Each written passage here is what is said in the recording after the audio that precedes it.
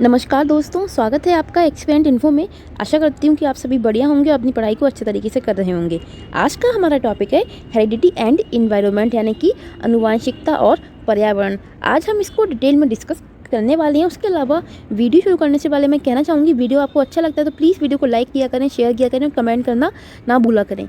And चलिए अब हम आज का क्लास शुरू करते हैं। देखिए पहला हमारा क्या है बच्चों, हेरिडिटी। हम सबको पता है हेरिडिटी क्या होती है, यानी कि आपकी पेरेंट्स के जो लक्षण है वो आप तक आते हैं, उसी को हम बोलते हैं बच्चों आनुवंशिकता।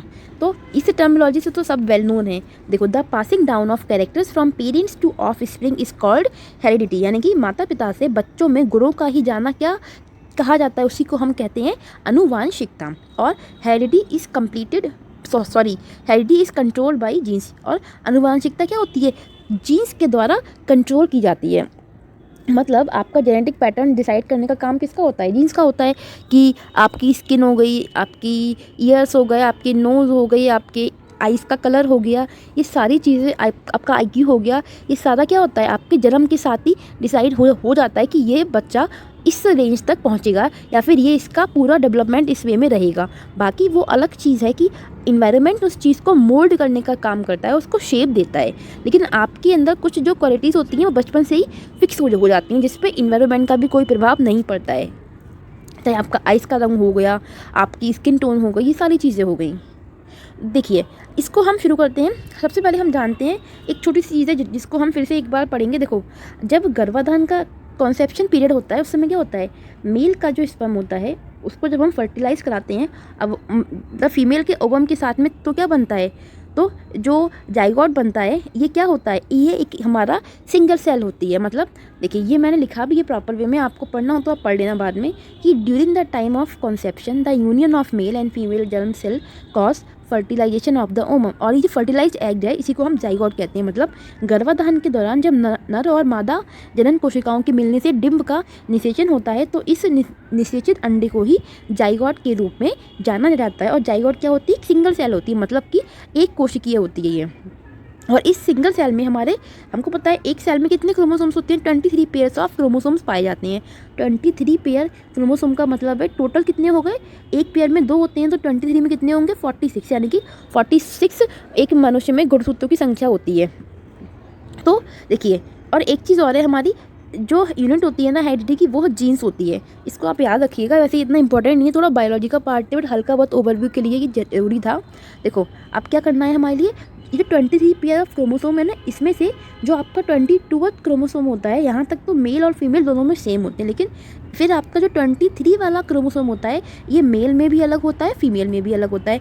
मेल में होता है XY और फीमेल में होता है X और X। जबकि ये जो Y वाला है ना मेल में, यही डिसाइड करता है कि बॉय होने की मतलब जो चांसेस हैं। क्योंकि Y वाला अगर बाद में जब हमारा फर्टिलाइजेशन हुआ, अगर Y वाला क्रोमोसोम पहुंच गया तो बॉय होगा। अगर वाई नहीं हुआ, वाई नहीं मिला, तो हमारी गर्ल होती है। देखो कैसे होती है, ये हमने एक मिनट थोड़ा इसको बड़ा कर ले, हाँ, ये हमारा XX हो गया, ये फीमेल है, और XY हो गया। और लड़का होने के लिए Y वाला क्रोमोसोम जिम्मेदार होता है, ये मेल है। जब हमने X और X का फर्टिलाइजेशन कराया तो हमारा X बना, इसका मतलब गर्ल, ठीक है। और जब हमने X फीमेल का X लिया, मेल का Y लिया, तो हमारा XY बना, इसका मतलब बॉय। तो हमारी सोसाइटी में एक जो कुप्रथा टाइप में है कि आज भी लड़कों के जन्म को बहुत प्रमुखता दी जाती है, और अगर महिला एक लड़के को जन्म नहीं दे पाती है तो उसको समाज विभिन्न तरीके के ताने देता है। तो लेकिन लॉजिकली अगर हम देखें तो जो लड़की का जन्म होगा नहीं होगा, इसकी पूरी जो संभावना होती है मेल पर डिपेंड करती है, ना कि वुमेन इसके लिए रिस्पॉन्सिबल होती है। और होता मेल भी नहीं, ये सारी चीज़ें क्या बायोलॉजिकली हैं, इस पर इंसान का कोई जोर नहीं है। लेकिन सोसाइटी में क्या होता है, फॉल्स नैरेटिव बन जाते हैं, फिर वो चलते रहते हैं। तो देखो हमने क्या देखा कि अगर फीमेल का X और मेल का X जुड़ता है तो क्या होती है, XX होता है जो कि गर्ल बनती है। अगर फीमेल का X और मेल का Y बनता है तो बॉय, यानी कि लड़का होने की, जो लड़का होगा नहीं होगा, ये किससे डिसाइड होता है, ये मैन से ही डिसाइड होता है, ना कि वुमेन से। इसमें वुमेन का कोई रोल नहीं होता, ये मैंने यहाँ पे भी लिखा है, पढ़ सकते हो। दूसरा हमारा एक चीज़ और आती है बच्चों कि जीनोटाइप और फिनोटाइप। देखो जीनोटाइप क्या होता है, जीनोटाइप क्या है, a set of genes in DNA responsible for unique traits. मतलब जो जेनेटिक मटेरियल है आपका, जो बचपन में ही फिक्स हो गया, उसी को हम जीनोटाइप कहते हैं। इसमें कोई चेंजेस नहीं होती। ये क्या करता है, जीन्स को ट्रांसफ़र करने का काम करता है। तो जो जेनोटाइप हो गया वो क्या है, ये आपका एक जेनेटिक कोडिंग होती है जो कि जीन्स ट्रांसफ़र के लिए रिस्पॉन्सिबल होती है। जबकि जो आपका फिनोटाइप है ये क्या है, ये फिजिकल अपीयरेंस या फिर कैरेक्टरिस्टिक्स है किसी भी ऑर्गेनिज्म की, यानी कि ये वो फैक्टर है जो आपको सामने दिखाई दे रहा है, ये एक विजिबल फैक्टर है। फिनोटाइप में हमारा बच्चों जीनोटाइप भी आता है और एनवायरनमेंट दोनों आते हैं, लेकिन जो जीनोटाइप है ये क्या है, ये आपका जेनेटिक कोड है जो क्या कर रहा है, जीन्स ट्रांसफ़र करने का काम कर रहा है। और जबकि फिनोटाइप क्या है, इसमें जीनोटाइप भी आता है और ये क्या है, इन्वायरमेंट में इसमें शामिल है। और जो आपके ऐसे लक्षण जो सामने से विजिबल हो सकते हो, जैसे आपका बॉडी स्ट्रक्चर हो गया, ये क्या है, विजिबल है। लेकिन जीनोटाइप में क्या है, आपका आईक्यू हो गया, आईक्यू को क्या आप देख सकते हो, नहीं देख सकते हो ना। तो ये दोनों चीज़ें हमारी आती हैं। और इतना अभी जो हमने पढ़ा है वो क्या पढ़ा है कि व्हाट इज़ हेरिडिटी। हेरिडिटी क्या होती है, माता पिता के लक्षण जो बच्चों में दिखाई देते हैं उसी को हम आनुवंशिकता कहते हैं। चाहे वो उनकी स्किन टोन हो गई, उनके आइस का कलर हो गया, या उनके मतलब बॉडी स्ट्रक्चर हो गया, कोई भी चीज़ हो सकती है, उनकी हाइट हो गई, उनकी बॉडी स्ट्रक्चर हुआ, उनके वेट हो गया। और जो हमारा जाइगोट होता है ये बनता क्या है, कैसे है, जब मेल का स्पर्म और फीमेल का एग का जब फर्टिलाइजेशन होता है, उससे हमारा जो फर्टिलाइज्ड एग होता है उसी को हम जाइगोट कहते हैं। उसी जो जाइगोट होता है वो हमारी सिंगल सेल होती है, ठीक है। और जो हमारी हेरिडिटी की यूनिट होती है बच्चों, वो जीन्स होती है। और हमको पता है कि एक जो सेल होती है उसमें 23 पेयर्स ऑफ क्रोमोसोम्स मनुष्य में पाए जाते हैं, मनुष्य में। और 23 का मतलब कितना हो गया, 46 क्रोमोसोम्स हो गया। और 23 पेयर ऑफ क्रोमोसोम में जो 22 तक के जो क्रोमोसोम होते हैं वो तो मेल फीमेल दोनों में इक्वल होते हैं, लेकिन जो ये 23 वाला होता है जिसको हमने इसीलिए सेक्स क्रोमोसोम नाम दिया है, जो मेल फीमेल में अलग होता है और जो ये डिसाइड करने का काम करता है कि लड़का होगा या फिर लड़की होगी। मेल के पास में एक्स वाई होता है, फीमेल के पास में एक्स एक्स होता है। ये जो वाई वाला है ये डिसाइड करता है कि बॉय होगा या फिर नहीं होगा। अगर वाई मिल रहा है तो बॉय होगा, वाई नहीं है तो फिर गर्ल होगी। और फिर हमने पढ़ा बच्चों जीनोटाइप। जीनोटाइप क्या होता है, ये आपका एक तरीके से जेनेटिक कोडिंग को फिक्स करता है, ठीक है, कि आपका आईक्यू क्या होगा, ये सारी चीज़ें। जबकि जो आपका फिनोटाइप है इसमें आपका जीनोटाइप भी आता है और इन्वायरमेंट, वो दोनों चीज़ें शामिल होती हैं एक तरीके से। जो फैक्टर्स आप में विजिबल हैं, चाहे आपका फिजिकल अपीयरेंस हो गया या आप में जो भी चीज़ें सामने से शो होती हैं वो हमारे फिनोटाइप में आती हैं। जबकि जीनोटाइप में क्या आता है, जो आपकी जेनेटिक कोडिंग है कि हाँ ये बच्चा है, इसका इतना आईक्यू है, तो वो आईक्यू फिक्स है, उस आईक्यू पे हम कुछ नहीं कर सकते। लेकिन जो आपके विजिबल फैक्टर्स हैं जो सामने से दिखाई देते हैं, चाहे आपका कुछ भी हुआ, बॉडी स्ट्रक्चर हो गया जो सामने से दिखाई देता है, वो हमारा फिनोटाइप में जाता है। उसके अलावा हमने पढ़ा, अब हमको कुछ ऐसी चीज़ें पढ़नी है जो एक तरीके से डिसऑर्डर है। देखिए एक डाउन सिंड्रोम होता है जिसको ट्राइसोमी 21 भी कहा जाता है। इससे क्वेश्चन पूछे जाते हैं। देखो ये क्या होता है, a genetic disorder caused when abnormal cell division result in extra genetic material from chromosome 21। मतलब एक अनुवांशिक विकार है जब क्या होता है, जब सेल में मतलब अनियमित तरीके से डिवीज़न हो जाए और जिससे क्या हो, जो आपका 21 नंबर का जो क्रोमोसोम है उसकी कॉपी होती है, यानी कि फोटोकॉपी। 21 नंबर का जो क्रोमोसोम होता है आपका गुणसूत्र है, उसकी जब फोटोकॉपी होती है जिससे एक्स्ट्रा जेनेटिक मटेरियल बनता है, उसी को हम नाम देते हैं डाउन सिंड्रोम, ठीक है। इसमें बच्चा लगता कैसे, ये देखिए, मैं क्वेश्चन, ये बच्चा है, ये उसके फिजिकल फीचर्स होंगे। देखो जिस बच्चे में डाउन सिंड्रोम के लक्षण पाए जाते हैं वो कुछ इस टाइप में दिखाई देगा। उसकी स्मॉल नोज़ होगी, माउथ और ईयर्स, ये देखो कान कितने छोटे छोटे हैं, आंखें भी अजीब अजीब सी हैं, आलमंड शेप आइज़ होती हैं उसकी, देखो बादाम की तरह आंखें होंगी, स्किन होगी फोल्ड कवरिंग इनर कॉर्नर, अंदर को कॉर्नर टाइप में वाइट स्पॉट होते हैं उसकी आंखों के पास में। और क्या होता है, स्लाइटली बेंट फिफ्थ फिंगर, जो 5वीं उंगली है ना, ये थोड़ी सी झुकी होती है जिन बच्चों में डाउन सिंड्रोम के लक्षण होते हैं। फिर उनका जो फेस होता है वो कैसा होता है, फ्लैट राउंड फेस। ये सारे मैंने जो लक्षण है आगे भी लिखे हैं, लेकिन डायग्राम के थ्रू आपको अच्छे समझ में आता है। शॉर्ट स्टॉकी बिल्ड होती है। देखो intellectual disabilities and developmental delay very by individual, और इससे उसका जो विकास है वो भी प्रभावित होता है। ये तो हमको पता है, अगर किसी में कोई डिसऑर्डर है तो उसके विकास पे तो उसका प्रभाव पड़ना ही पड़ना है। और साथ ही में जो बौद्धिक क्षमता होती है उसमें भी हमें कहीं ना कहीं व्यक्तिगत रूप से विभिन्नता देखने को मिलती है। देखिए ये बच्चा है और ये सारी चीज़ें यहाँ भी लिखी हैं। डाउन सिंड्रोम की जो प्रॉब्लम्स हो गई कौन कौन सी हो गई, आलमंड शेप आइज़ हो गई, फ्लैट राउंड फेस हो गया, आँख की पुतली पे क्या होते हैं, वाइट स्पॉट होते हैं, ब्रेन का जो फंक्शन इशू होता है वो 5वीं फिंगर होती है वो टिल्ट होती है। इस तरीके से बच्चों को पाया जाता है। एक हमारा और आता है डिसऑर्डर जो हमारे क्रोमोसोम से संबंधित है, जिसको बोलते हैं हम टर्नर सिंड्रोम। ये क्या होता है, इसमें क्या है, एक एक्स क्रोमोसोम है वो अब्सेंट होता है और ये सिर्फ फीमेल्स में होता है। टर्नर सिंड्रोम होता है ये सिर्फ फीमेल्स में होता है, जबकि जो हमारा डाउन सिंड्रोम था वो दोनों में हो सकता है। लेकिन टर्नर सिंड्रोम क्या है, सिर्फ फीमेल्स में होता है। इसमें हमारा एक से एक्स क्रोमोसोम की कमी पाई जाती है, इसलिए इसको टर्नर सिंड्रोम कहते हैं। इसमें क्या होता है, जो वीमेन है उसको हार्ट प्रॉब्लम भी हो सकती है, उसकी जो हाइट है वो शॉर्ट भी हो सकती है, प्रेगनेंसी में इशू भी आ सकते हैं, और बाकी जब इतने सारे इशू हैं तो डेवलपमेंटल इशू तो होना तय है। तो ये हमारा हो गया, इससे क्वेश्चन पूछ लेता है टर्नर सिंड्रोम से और डाउन सिंड्रोम से, इसलिए आप इन दोनों चीज़ों को अच्छे से याद रखिएगा।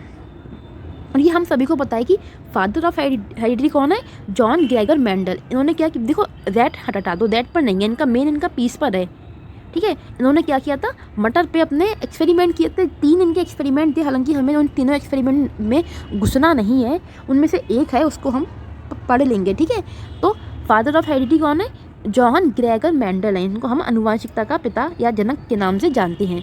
दूसरा एक मनोवैज्ञानिक हैं जिनका नाम है फ्रांसिस गॉल्टन, जो कहते हैं कि grand parents can have influence on the quality of child. मतलब वही वाली बात कि जो बच्चे के दादा दादी हैं या नाना नानी हैं, उनके जो गुण हैं वो भी बच्चे में देखने को मिल सकते हैं।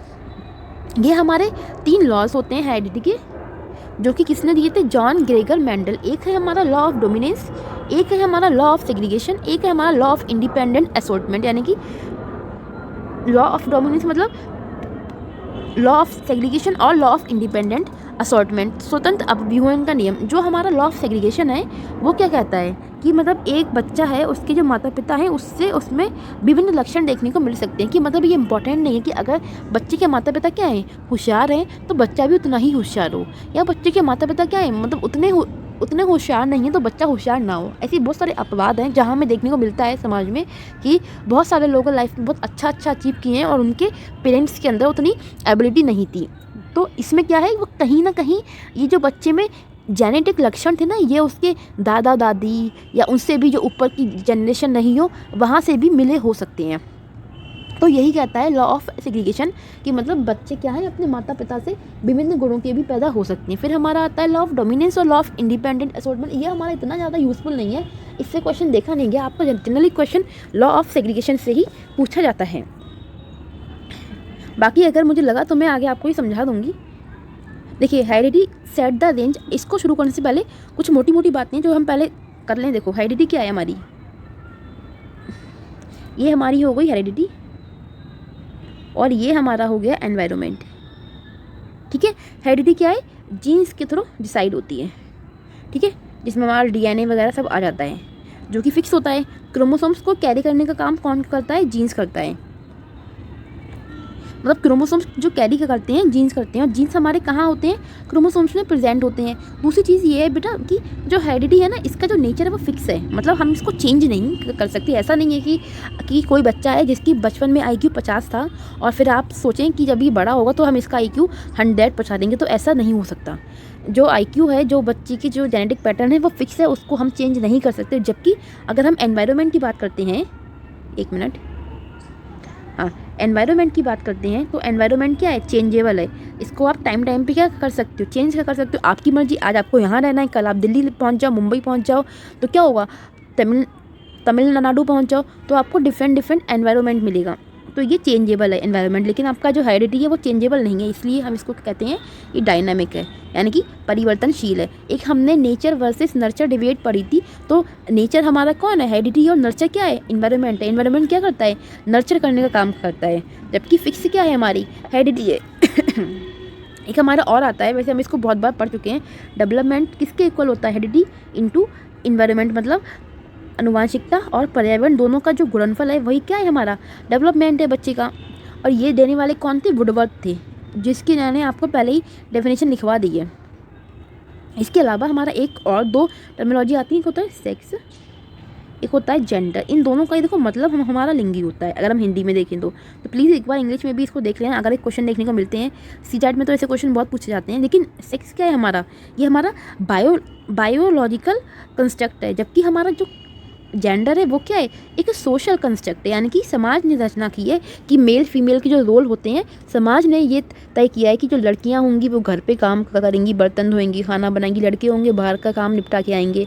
तो ये क्या है, एक सामाजिक रूपरेखा है जो समाज ने तय करी, इसलिए हमने जेंडर को माना है समाज, मतलब सोशल कंस्ट्रक्ट। जबकि जो सेक्स है ये क्या है, आप लड़का हो गए लड़की हो गई, ये हमारा किससे डिसाइड होता है, जैविक रूप से, यानी कि ये हमारा एक बायोलॉजिकल कंस्ट्रक्ट है जिस पे आनुवंशिकता का प्रभाव पड़ता है। जबकि जो जेंडर है इस पे जो प्रभाव पड़ता है वो होता है एनवायरनमेंट का। ये जो छोटी छोटी टर्मिनोलॉजी जिसका आपको ज्ञान होना चाहिए।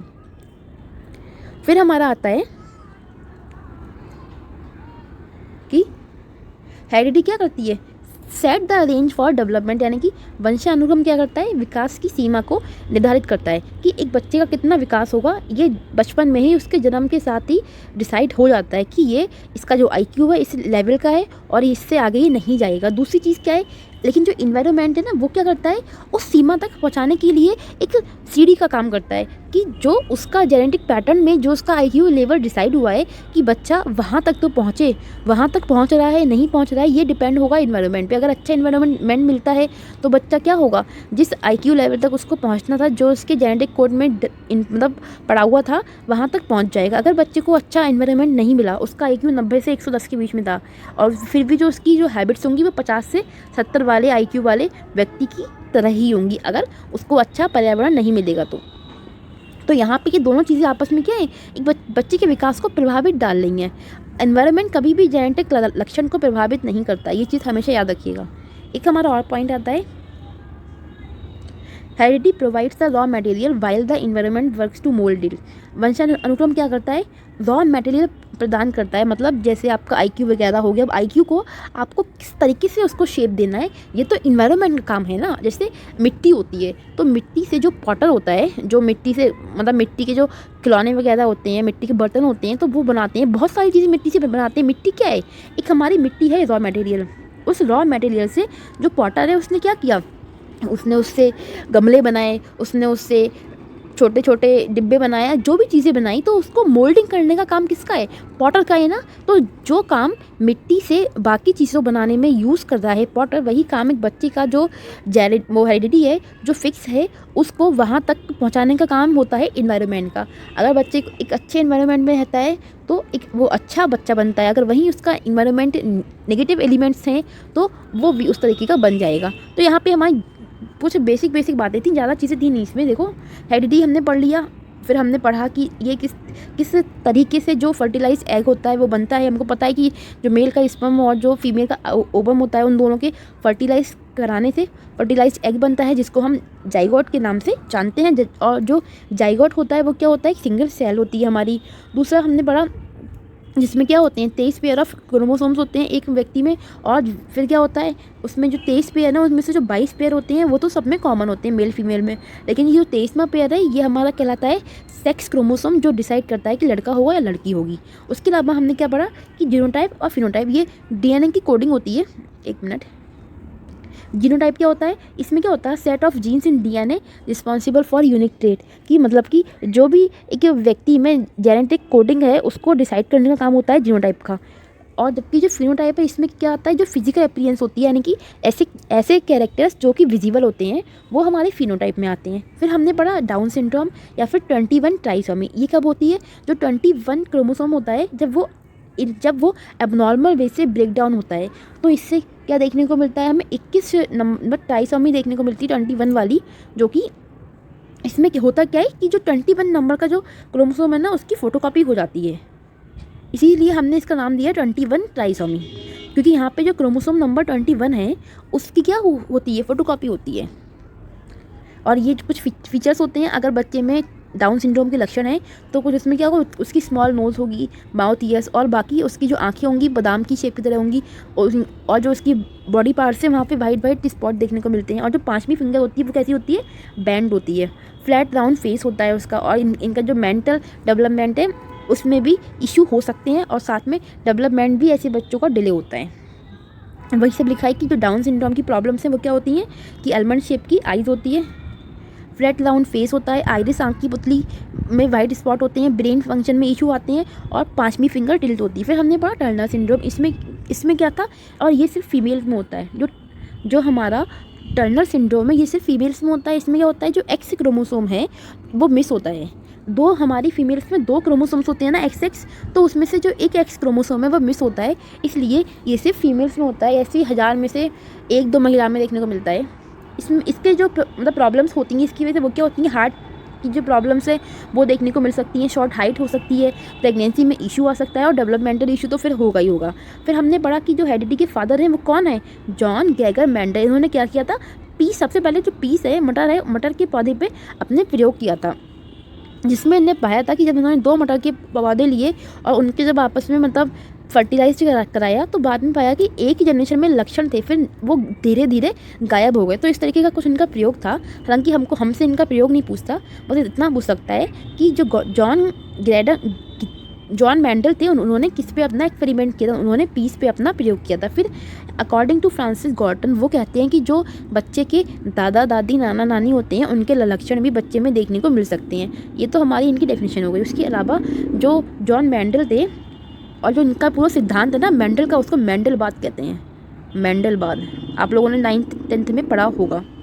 9th 10th की बायो है, उसमें इनका पूरा दे रखा है, पढ़ना हो तो पढ़ सकते हो। Law of dominance, law of segregation, law of independent assortment. तो ये 3 चीज़ें थी। आपसे इनके लॉ वो नहीं पूछता, लेकिन हाँ लॉ ऑफ सेग्रीगेशन वाला समटाइम्स पूछ लेता है। ये वाला मैंने आपको बताया भी है। इसमें क्या होता है कि समान जो गुण होते हैं बच्चे मतलब माँ बाप के, वो बच्चे में नहीं दिखते हैं कभी कभी। और लॉ ऑफ डोमिनेंस में क्या है कि समान गुण जैसे माँ बाप वैसे बच्चे। फिर हेरिडिटी क्या करती है, एक डेवलपमेंट की रेंज सेट करती है और इन्वायरमेंट क्या करता है, उस रेंज तक पहुँचाने का काम करता है। उस रेंज तक पहुँचाने की एक सीढ़ी बनता है एनवायरनमेंट, कि बच्चा उस रेंज तक पहुँचेगा भी नहीं। और बच्चे का IQ अगर एक बच्चे का कितना है 60 है बचपन में, तो इन्वायरमेंट उसको कितना भी अच्छा दे दो तो उसका IQ आप 60 से 80 नहीं पहुँचा सकते हो। ठीक है, तो इन्वायरमेंट क्या, इन्वायरमेंट बच्चे की जो जेनेटिक लक्षण है ना उन पर कोई असर नहीं डालता, उसके अलावा हर चीज़ को इफेक्ट करता है। फिर हमने पढ़ा था कि हेरिडिटी क्या करती है, provide the raw material while the environment work to mould it. मतलब वही कि जो पॉटर होता है उसके पास कच्ची मिट्टी होती है, उससे वो डिफरेंट टाइप की आकृति बनाता है। वैसे ही हमारे जो इन्वायरमेंट है उसके लिए बच्चा क्या है, एक रॉ मटेरियल है। हेरिडिटी ने क्या किया, एक रॉ मटेरियल प्रोवाइड किया और फिर जो इन्वायरमेंट है वो क्या करता है, उसको मोल्ड करने का काम करेगा। इतनी सी हमारी इसकी कहानी थी।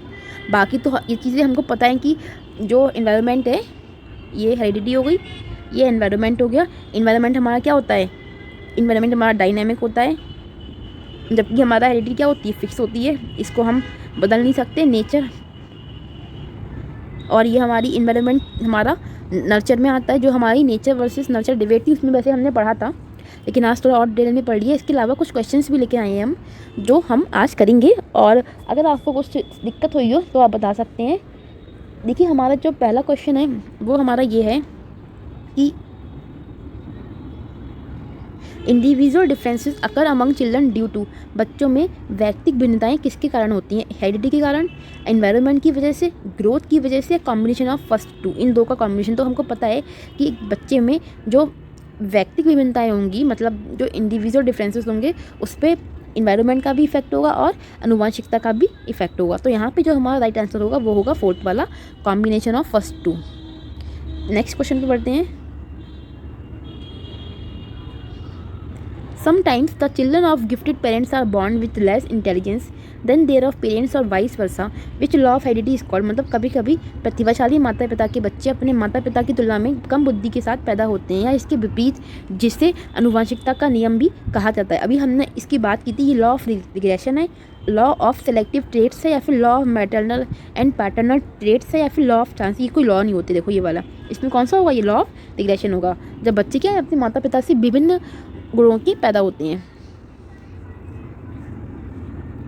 फिर हमारा आता है क्वेश्चन,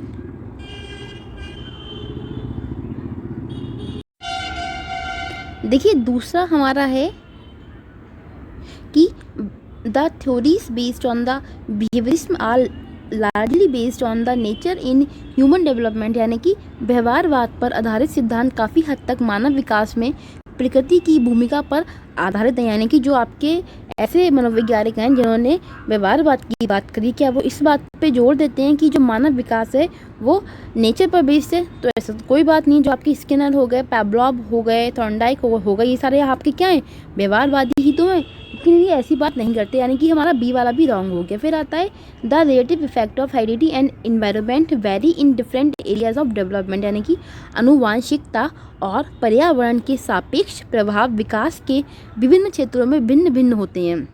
मतलब आनुवांशिकता है और पर्यावरण दोनों का अगर हम रिलेटिव इफेक्ट हो, मतलब दोनों की इंटररिलेटेड इफेक्ट है, तो वो डिफरेंट होगा डिफरेंट एरियाज में। तो ये बात हमें कुछ हद तक सही लग रही है, क्योंकि हमको पता है कि जो बच्चे का विकास है उसमें आनुवांशिकता और हेरिडिटी इन्वायरमेंट दोनों का रोल होता है। तो ये वही वाली बात है। चौथा हम पढ़ते हैं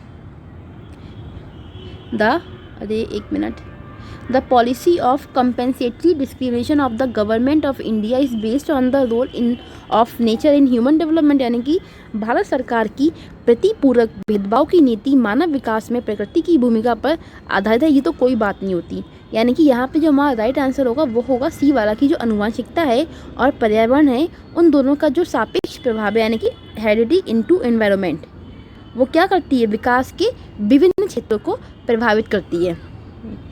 फिर हमारा नेक्स्ट क्वेश्चन पे बढ़ते हैं। एक मिनट आगे बढ़ जाओ। हाँ देखिए, फिर हमारा नेक्स्ट क्वेश्चन आता है। देखिए, which one of the following is true about the role of heredity and environment in the development of a child. निम्नलिखित में से कौन सा एक बच्चे के विकास में आनुवांशिकता और पर्यावरण की भूमिका के बारे में सत्य है। पहला, the relative contribution of peers and genes are not एडिक्टिव, मतलब साथियों और जीन के सापेक्ष योगदान युगात्मक नहीं है। देखो, साथी हमारे आते हैं बच्चों एनवायरनमेंट में, तो आते हैं जो साथी होते हैं पीएस होते हैं आपके, और जो जीन्स हो गए हमारा हेरिडिटी। तो हमको पता है कि environment multiply heredity equals to development होता है। यहाँ पे बात हो रही है एडिशन की, यानी कि सब मतलब योगात्मक की। तो ये वाला क्या है, जो स्टेटमेंट लिखा है वो हमारा सही है, क्योंकि योगात्मक नहीं है ये तो बोल रहा है, क्योंकि होता क्या है, गुणात्मक होता है ना कि योगात्मक होता है। तो ये वाला हमारा राइट है। बाकी हम एक बार फिर से सभी आंसर पढ़ते हैं। आनुवांशिकता और पर्यावरण एक साथ काम नहीं करते, ये तो कोई बात नहीं होती, हमको पता है दोनों साथ साथ काम करते हैं। तीसरा हमारा पॉइंट है कि प्रवृत्ति का संबंध पर्यावरण से है, जबकि वास्तविक विकास के लिए आनुवांशिकता की आवश्यकता होती है। देखो, ये भी कोई बात नहीं होगी कि वास्तविक विकास के लिए आनुवांशिकता की आवश्यकता हो। एक बच्चे के विकास में आनुवांशिकता और पर्यावरण दोनों का योगदान 50% है। तो हम ऐसे नहीं बोल सकते कि एक बच्चे के विकास में आनुवांशिकता और पर्यावरण दोनों का योगदान 50% है। 50%, इसलिए यहाँ पे जो राइट आंसर होगा वो हमारा ए होगा। क्यों होगा, क्योंकि यहाँ पे क्या लिखा है, साथी और जीन के सापेक्ष योगदान योगात्मक नहीं है। नेक्स्ट क्वेश्चन पे बढ़ते हैं। निम्नलिखित में which of the following statement is true, निम्नलिखित में से कौन सा कथन सत्य है। Genetic makeup impact responsiveness of an individual to quality of the environment, मतलब आनुवांशिक मेकअप पर्यावरण के गुणों के लिए एक व्यक्ति की जवाबदेही को प्रभावित करता है। या फिर adopted children possesses same IQs as their adopted siblings, दत्तक बच्चों को उनके दत्तक भाई के रूप में एक ही IQ होता है। तो कोई बात नहीं, तो बेकार हो गया आंसर, बी वाला हमारा रॉन्ग है। Experience does not influence brain development, अनुभव मस्तिष्क के विकास को प्रभावित नहीं करता। ऐसा नहीं है, अनुभव तो एक व्यक्ति के जो मस्तिष्क का विकास है उसको प्रभावित करता है। तो ये वाला भी हमारा रॉन्ग हो गया। Intelligence remain unaffected by the schooling, मतलब स्कूलिंग से बुद्धिमत्ता आप प्रभावित रहती है, ऐसी कोई बात नहीं होती। आप स्कूल जाते हो तो वहाँ पे क्या होता है, जो आपका इंटेलेक्चुअल लेवल है वो वहाँ पे और बढ़ता है अगर आप अच्छे स्कूल में हो तो यहाँ पे जो सबसे अप्रोप्रिएट आंसर होगा वो होगा फर्स्ट वाला, की जो आनुवांशिकता है वो क्या करती है, आनुवांशिक मेकअप पर्यावरण के गुणों के लिए व्यक्ति की जवाबदेही को प्रभावित करता है, कि वो व्यक्ति किस तरीके से अपने एनवायरनमेंट के साथ डील करेगा। नेक्स्ट क्वेश्चन है हमारा, ये हमारा हिंदी इंग्लिश दोनों में दे रखा है, पहले इंग्लिश में है नीचे हिंदी में है, ठीक है। पहले हम इंग्लिश वाला पढ़ते हैं। एक minute. Environment factors shape development include all of the following except, मतलब कौन से वो पर्यावरण कारक हैं जो एक बच्चे के विकास को शेप देते हैं बजाय इसके। क्वालिटी ऑफ एजुकेशन, ये भी बच्चे के विकास को इफेक्ट डालता है। इन्वायरमेंटल फैक्टर्स की बात हो रही है, ना कि हेरिडिटी की। क्वांटिटी ऑफ न्यूट्रिशन, ये भी बच्चे के विकास को इफेक्ट डालता है। फिर हमारा आता है कल्चर, जो कल्चर है ये भी हमारा इन्वायरमेंट में आता है। देखो, जो क्वालिटी ऑफ एजुकेशन है ये हमारा आता है एनवायरनमेंट में, तो ये वाला फैक्टर्स ठीक हो गया। फिर हमारा फिजिक्यू, ये तो हमारा आता है हेरिडिटी में। एक बच्चा कितना हष्ट पुष्ट होगा ये उसकी जो अनुवांशिकता होती है, जो उसके जीन्स होते हैं उसके द्वारा डिसाइड होता है। क्वालिटी ऑफ न्यूट्रिशन ये भी इन्वायरमेंट में आगे की उसका जो फैमिली है उनका स्टैंडर्ड क्या है, वो किस लेवल के हैं और कैसी फैमिली से बिलोंग करता है, वहाँ पे लोग खाना पीना किस टाइप का रखते हैं। फिर हमारा आता है कल्चर। तो ये ACD ये तीनों हमारे इन्वायरमेंट का पार्ट है, लेकिन जो फिजिक्यू है ये हमारा अनुवांशिकता का पार्ट है। इसलिए यहाँ पे जो राइट आंसर होगा वो होगा बी वाला फिजिक्यू, क्योंकि ये हमारा बॉडी से संबंधित हो गया ना। देखो, विकास को आकार देने वाले पर्यावरणीय कारकों में निम्नलिखित में से छोड़कर सभी शामिल हैं। तो शिक्षा की जो गुणवत्ता है वो भी इसमें है, पोषण की गुणवत्ता है वो भी हमारे इन्वायरमेंट का ही पार्ट है, और जो कल्चर है, जो संस्कृति, वो भी हमारे इन्वायरमेंट का पार्ट है। लेकिन जो एक बच्चे का शारीरिक गठन है वो उसके अनुवांशिकता के द्वारा डिसाइड होता है। एक हमारा क्वेश्चन और है, ये आपका होमवर्क होगा, इसका आंसर आप लोग कमेंट बॉक्स में देंगे। विच of the following is predominantly heredity related factor, मतलब कि निम्नलिखित में से कौन सा मुख्य रूप से अनुवांशिकता से संबंधित कारक है। पहला, एटीट्यूड टूवर्ड्स पीयर ग्रुप, मतलब सहकर्मी समूह के प्रति दृष्टिकोण। दूसरा, थिंकिंग पैटर्न हो गया।